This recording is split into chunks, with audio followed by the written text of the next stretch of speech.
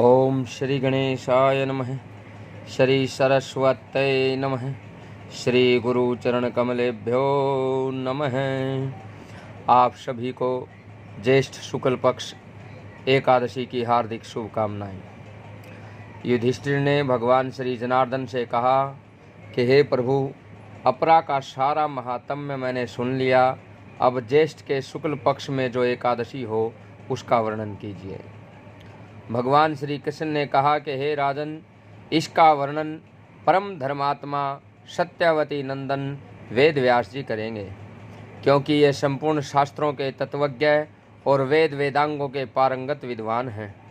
तब वेद व्यास जी कहने लगे कि वैसे तो दोनों ही पक्षों की एकादशी को भोजन नहीं करना चाहिए। द्वादशी को स्नान आदि से पवित्र होकर के फूलों से भगवान केशव की पूजा करनी चाहिए। नित्य क्रम समाप्त होने के बाद पहले ब्राह्मणों को भोजन दें, अंत में स्वयं भोजन करना चाहिए। हे राजन, जनना शौच और मरना शौच में एकादशी को भोजन नहीं करना चाहिए। सिर्फ एकादशी का ही व्रत ऐसा व्रत है जो सूतक पातक में, यानी कि चाहे बच्चा पैदा हुआ हो या कोई संस्कार जिससे पातक लगता हो, उसमें भी एकादशी को भोजन नहीं करना चाहिए। ये सुनकर के भीमसेन बोले, परम बुद्धिमान पितामह, मेरी उत्तम बात सुनिए। राजा युधिष्ठिर, माता कुंती, द्रौपदी, अर्जुन, नकुल और सहदेव ये एकादशी को कभी भोजन नहीं करते तथा मुझसे भी हमेशा यही कहते हैं कि भीमसेन, तुम भी एकादशी को न खाया करो। किंतु मैं इन लोगों से यही कहता हूँ कि मुझसे भूख बर्दाश्त नहीं होती। भीमसेन की बात सुनकर के श्री व्यास जी कहते हैं, यदि तुम्हें स्वर्गलोक की प्राप्ति अभीष्ट है और नरक को दूषित समझते हो तो दोनों पक्षों की एकादशी को भोजन नहीं करना है। भीमसेन बोले, महाबुद्धिमान पितामह, मैं आपके सामने सच्ची बात कहता हूँ। एक बार भोजन करके भी मुझसे व्रत नहीं किया जा सकता, फिर उपवास रह करके तो मैं रह ही नहीं सकता। मेरे उदर में वृक नामक अग्नि सदा प्रज्वलित रहती है, अतः मैं जब बहुत अधिक खाता हूँ तभी ये शांत होती है। इसलिए हे महामुने, मैं वर्ष भर में केवल एक ही उपवास कर सकता हूँ, जिससे स्वर्ग की प्राप्ति सुलभ हो तथा जिसके करने से मैं कल्याण का भागी हो सकूँ। ऐसा कोई एक व्रत निश्चय करके बताइए, मैं उसका यथाउचित से पालन करूँगा। श्री वेद व्यास जी कहते हैं, हे भीम, ज्येष्ठ माह में सूर्य वृष राशि पर हो या मिथुन राशि पर, शुक्ल पक्ष में जो एकादशी हो उसका यत्न पूर्वक निर्जल व्रत करना चाहिए। केवल कुल्ला या आचमन करने के लिए मुख में जल जाना चाहिए। उसको छोड़कर और किसी प्रकार का जल विद्वान पुरुष मुख में न डाले, वरना व्रत भंग हो जाता है। एकादशी को सूर्योदय से लेकर के दूसरे दिन के सूर्योदय तक मनुष्य जल का त्याग करे तो यह व्रत पूर्ण माना जाता है। फिर द्वादशी को निर्मल प्रभात काल में स्नान करके ब्राह्मणों को विधि पूर्वक जल और स्वर्ण का दान करे। इस प्रकार सब कार्य पूरा करके जितेंद्रिय पुरुष ब्राह्मणों के साथ भोजन करे। वर्ष भर में जितनी एकादशियां होती हैं, उन सब का फल निर्जला एकादशी के सेवन से मनुष्य प्राप्त कर लेता है। शंख, चक्र और गदा धारण करने वाले भगवान केशव ने मुझसे कहा था कि यदि मानव सबको छोड़कर एकमात्र मेरी शरण में आ जाए और एकादशी को निराहार रहे, वह सब पापों से छूट जाता है। एकादशी व्रत करने वाले पुरुष के पास विशाल काय, विकराल आकृति और काले रंग वाले दंडपाशधारी भयंकर यमदूत नहीं जाते। अंतकाल में पीताम्बरधारी, सौम्य स्वभाव वाले, हाथ में सुदर्शन धारण करने वाले, मन के समान वेगशाली विष्णुदूत आकर के इस वैष्णव पुरुष को भगवान विष्णु के धाम में ले जाते हैं।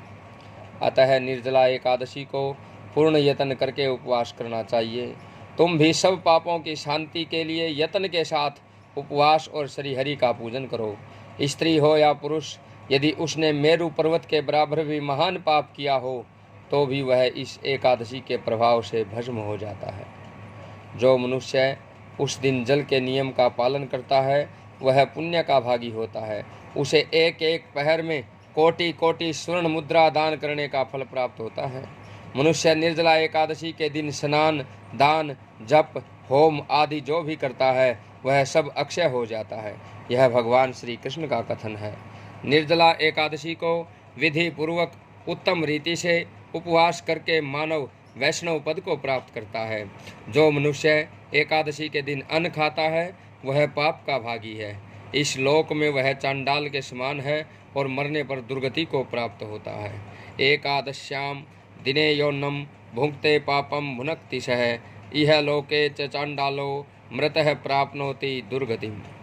जो ज्येष्ठ के शुक्ल पक्ष में एकादशी को उपवास करके दान करते हैं वे परम पद को प्राप्त करते हैं। जिन्होंने एकादशी को उपवास किया है वे ब्रह्म हत्यारे, श्राबी, चोर, गुरुद्रोही होने पर भी सब पातकों से मुक्त हो जाते हैं। हे कुंती नंदन, निर्जला एकादशी के दिन श्रद्धालु स्त्री पुरुषों के लिए जो विशेष दान और कर्तव्य है वे सुनो। निर्जला एकादशी के दिन जल में शयन करने वाले भगवान विष्णु का पूजन करना चाहिए। जलमयी धेनु का दान करना चाहिए अथवा प्रत्यक्ष धेनु या घृतमयी धेनु का दान करना चाहिए। पर्याप्त दक्षिणा और भांति भांति के मिष्ठान यत्नपूर्वक ब्राह्मणों को संतुष्ट करके देना चाहिए। ऐसा करने से ब्राह्मण अवश्य संतुष्ट होते हैं और उनके संतुष्ट होने पर श्री हरि मोक्ष प्रदान करते हैं। जिन्होंने सम, दम और दान में प्रवृत्त हो श्री हरि की पूजा और रात्रि में जागरण करते हुए इस निर्जला एकादशी का व्रत किया है, उन्होंने अपने साथ ही बीती हुई 100 पीढ़ियों को और आने वाली 100 पीढ़ियों को भगवान वासुदेव के परम धाम में पहुंचा दिया है। निर्जला एकादशी के दिन अन्न, वस्त्र, गऊ, जल, शैया, सुंदर आसन, कमंडल, छाता आदि का दान करना चाहिए। जो श्रेष्ठ एवं सुपात्र ब्राह्मण को जूता दान करता है वह सोने के विमान पर बैठ करके स्वर्ग लोक में प्रतिष्ठित होता है। जो इस एकादशी को महिमा को भक्ति पूर्वक सुनता है और जो भक्ति पूर्वक उसका वर्णन करता है वे दोनों स्वर्ग लोक में जाते हैं। चतुर्दशी युक्त अमावस्या को सूर्य ग्रहण के समय श्राद्ध करके मनुष्य जिस फल की प्राप्ति करता है वही इसे श्रवण करने से प्राप्त हो जाती है। पहले दंत धावन करके यह नियम लेना चाहिए कि मैं भगवान केशव को प्रसन्न करके एकादशी को निराहार रह करके आचमन के सिवा दूसरे जल का भी त्याग करूँगा। द्वादशी को देव देवेश्वर भगवान विष्णु का पूजन करना चाहिए। गंध, धूप, पुष्प और सुंदर वस्त्रों से विधि पूर्वक पूजन करके जल का घड़ा संकल्प करते हुए यह मंत्र बोल करके कि देव देव हर्षिकेश संसारणवतारक उद कुंभ प्रदानेन नयमा परमाम गति।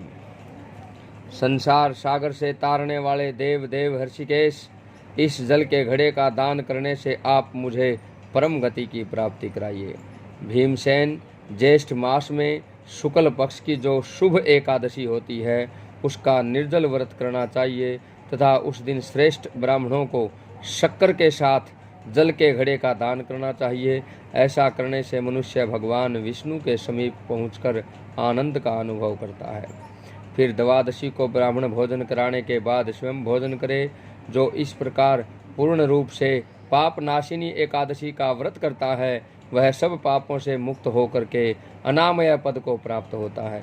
यह सुनकर भीमसेन ने भी इस शुभ एकादशी का व्रत आरंभ कर दिया। तब से यह लोक में पांडव द्वादशी के नाम से विख्यात हुई। बोल श्री विष्णु भगवान की जय।